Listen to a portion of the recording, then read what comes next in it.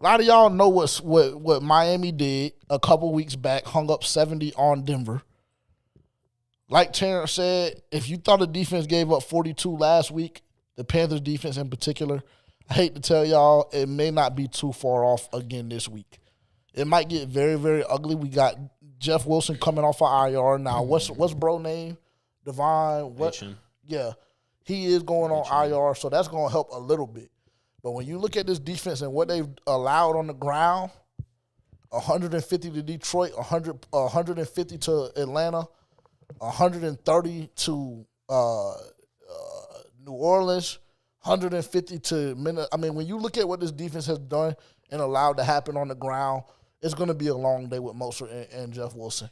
And that's not even going on the perimeter. Yeah. That's not even discussing Waddle and Tyreek and all them boys in that receiving group. Yeah, because they have a lot of speed, in which I think we have a fast defense, but from what I seen last week, we can't even fucking tackle. So, I mean, it's like even if, well, we can't keep up with them speed-wise, but even if we can make it look somewhat manageable in that department, I mean, we can't tackle what the fuck. And then if we have players who don't really want to play, then it's going to be demoralizing, to say the least. It's going to be bad. Yeah, for those who tuned into the previous episode, the game review for the Lions, we discussed briefly about how this team looks for an opportunity to quit. There it goes. Yeah, how they look for an opportunity to quit. And I believe that this is going to be one of those situations where it's going to be very easy. There's going to be plenty of opportunities to quit, and it's going to be very hard to stay competitive, being that the game is in Miami. The way Miami Stadium is set up, they're sitting in the shade, and you're sitting in the Miami sun. It's still really warm down there in Florida. It's about a 20-degree difference between the sidelines. It's going to be a fucking track meet. They're going to be running up and down the field. That team has, I think there was, I was looking at a graphic, and, Miami has 3 of the 5 fastest ball carriers in the league this year. I mean, there's ridiculous speed on that team up and down, and not one of them was named Jalen Waddle on that list either. So there's ridiculous speed up and down that roster. Jalen Waddle is finally healthy again. Tyreek Hill is playing at a top level. I mean, Tua is showing pinpoint accuracy week in, week out. Two players in the MVP conversation. It's long. It's going to be long. It's going to be very long. Pause, but I agree. Yeah, it's gonna be. It's gonna be wicked. It's gonna be nasty. I'm dreading this week, and there's not many occasions and times that I say that about a Carolina Panthers football game. Just because I love watching my team play football, but this is one of those weeks where I feel like it's gonna be a very, very nasty. And a lot of y'all fair weather niggas, y'all kind of hopping off the bandwagon already, but I feel as though the fair weather bandwagon will be completely empty after what happens week 5, after what happens week 6. Yeah, I don't even know what keys to victory there can be. But if I had to say by default, because I have to, because this is a Panthers podcast, this is the Miami Dolphins preview, and we do have to have some keys to victory. You have a chance to win every game that you play in the NFL, even though that chance can be 1%, 2%, or even 12.3% like ESPN predicted.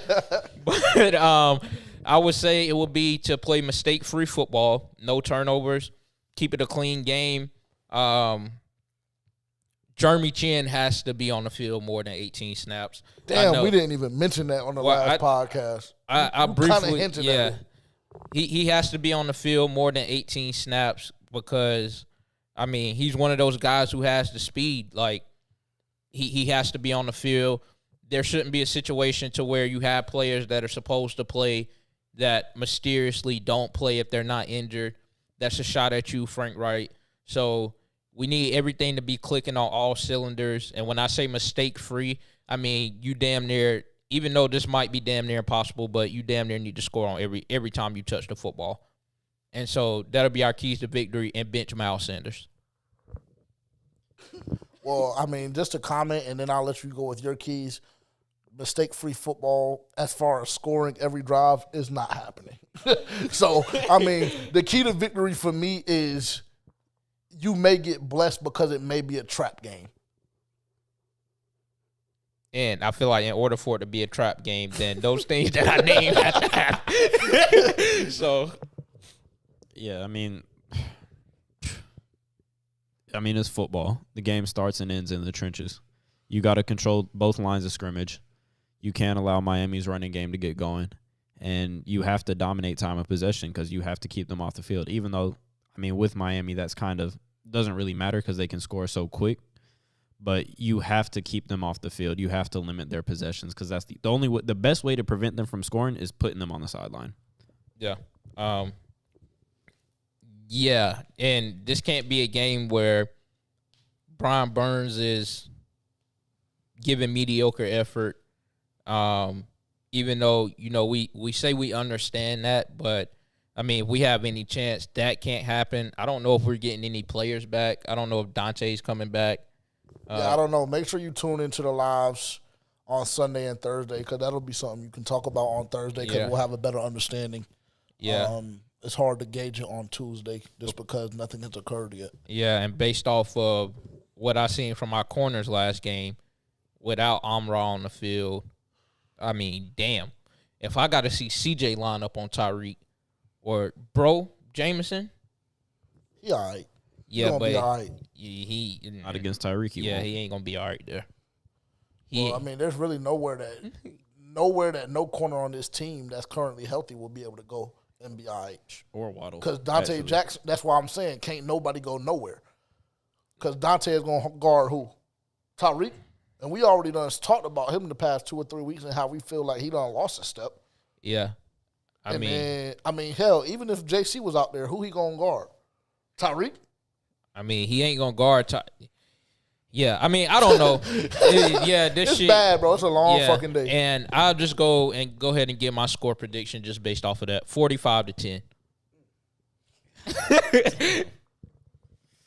I mean, damn. Go ahead, Tavian. 48-14. I mean, damn, he wasn't too far off. Like, yeah, he did all that not to go too far, not too far away from you. Oh, 48-14 Miami. Yeah, Miami. Yeah. I don't even know why y'all would think otherwise. But and you said 45-10? Yep.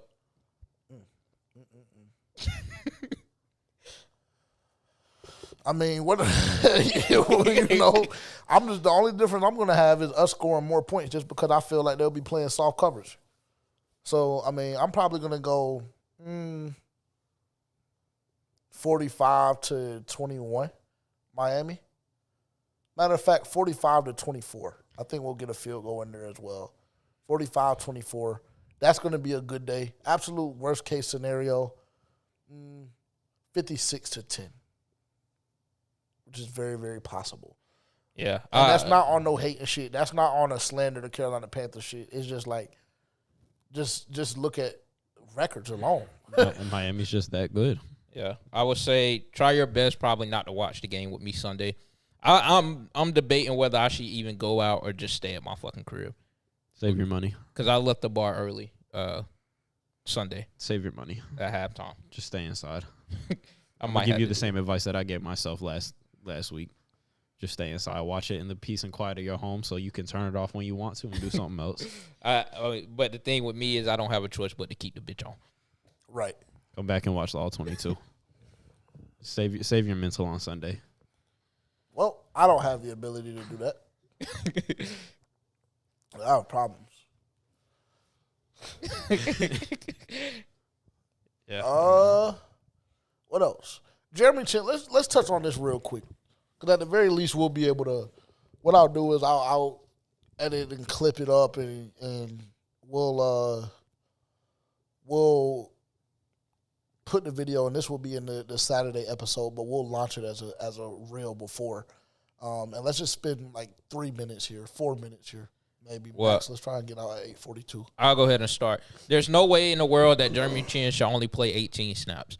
No matter how you feel about him, no matter if you feel he can't cover, he can't do this, he can't do that, he can only play in the nickel defense.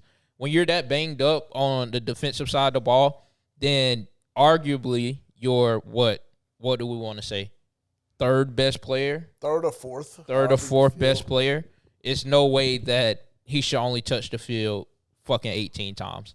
Like, that's embarrassing. That's something that can't happen. Yeah, I mean, he played a higher percentage of special team snaps than defensive snaps. To me, that's puzzling because Evero Ajiro came in and told us that Jeremy Chin was this specimen that he couldn't wait to get his hands on because he had so many plans for him, et cetera, et cetera. And then we have to deal with him only playing 18 snaps against an offense that is high-powered in the Detroit Lions. And then it's not like your defense could have gotten any worse than what we saw on Sunday. Yeah.